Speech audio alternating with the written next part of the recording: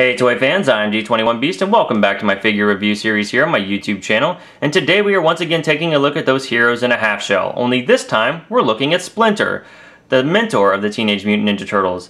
Splinter came to us in 2012 from Nickelodeon and Teenage Mutant Ninja Turtles by Playmates, and this figure was part of the Series 1 offering, so this character was available before the show actually debuted. And to this day, this is still the only Splinter figure available. Now, a new one was just recently announced at Comic-Con wearing battle armor, but this is the only Splinter we have for right now, and I was really glad to be able to find him here 2 years late to the party. So let's go ahead and get started by taking a look at the box packaging for this Splinter figure.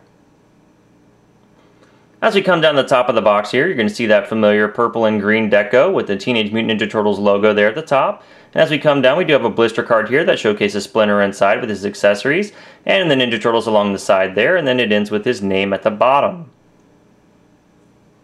Flipping this box around now, you can see on the back here we do have the Teenage Mutant Ninja Turtles logo again on the left there. We've got a bio for Splinter there in the middle. Pause now to go ahead and read that.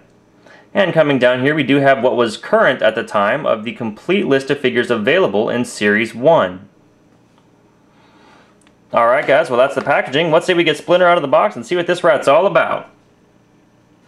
Here we have Splinter out of the box and he looks great. The first thing I want to mention before we get to the painting and the sculpting is that Splinter's tail was actually a separate accessory out of the box. So I did have to plug that in when I first got him out, but it wasn't too bad. There's a hole in the back of the torso and you just jam the tail on in there, and once it's in there permanently. So now he's all ready for play or display, whichever you'd prefer. But let's go ahead and start by taking a look at the paintwork on the Splinter. The head there is made out of a brown plastic, and it's nice to see that they've actually applied pink, white, black, and even some brown touch-ups to that head to make his head look more like it does in the animated series. And I think Playmates has done a really good job of recreating that character model. There's even some black paintwork on the back of the head here.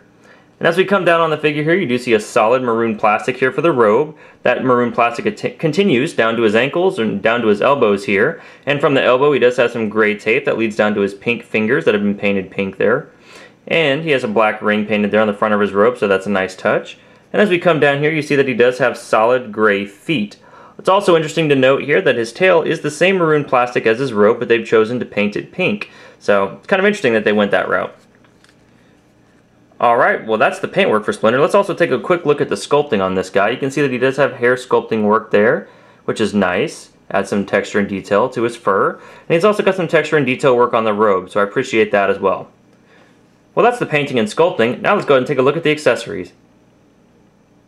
Aside from his tail, the only accessory that Splinter comes with here is this walking stick and sometimes a weapon that Splinter carries around on the show. And this particular walking stick is sculpted to look like jade stone, as it does in the show.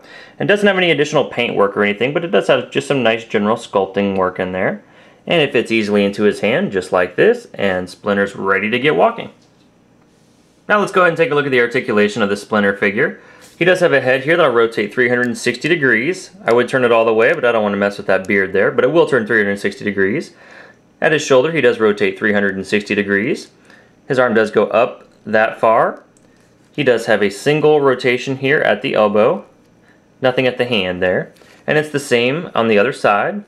No waist articulation, but he does have a leg that'll move forward this far and move back. The robe hinders it just a tad, and his foot does move out from the body that far and back. The same on the other leg here. And finally, he does have a rotation here at the tail, 360 degrees. And that completes the articulation for this Splinter figure. So he's not quite as limber as his battle-shelled students, but he does okay. If we include the top of his ears here, we can see that Master Splinter does stand at just under 5 inches tall. Here's Splinter compared next to Leonardo. Here's Splinter compared next to Donatello. Next to Raphael, and the shortest in the line, Michelangelo. Here's Splinter compared to his counterpart from the 2003 Teenage Mutant Ninja Turtles series. And here's Splinter compared next to his 2007 TMNT animated film counterpart. Here we have all three Splinters compared to each other. And sorry guys, I don't have the vintage Splinter from the 80s. And finally, Splinter compared to the Marvel Legends Infinite Series 2014 Wolverine figure in the 6-inch scale.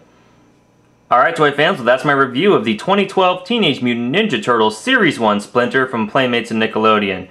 And overall, I am pleased with this figure, but I do have a few reservations. I'm glad that I have Splinter, I really am. He's nice to have in my collection, and it's great to see him posed with the Ninja Turtles. That's the way you want to see Splinter. But I really wish he had just a little bit more articulation. He's just not as posable as the Battleshell Turtles in the same toy line, so I'm a little disappointed there, but they did great paintwork on the face, so I'm happy that he looks like he does in the animated series, and I still encourage you guys to pick this Splinter up if you can still find him. Like I said at the beginning, this figure is 2 years old, and it's the only Splinter we've gotten in the entire run of the toy line so far, and the next Splinter we're getting is wearing battle armor, so he's going to be a bit different, and he's not going to look like he looks on the show normally. So see if you can go catch this Splinter while he's still on store shelves and while supplies last. That's my review, guys. Thank you so much for watching. Please feel free to rate, share, and subscribe. Also be sure to hit me up on Twitter at D21Beast. Thanks for watching, and we'll see you next time.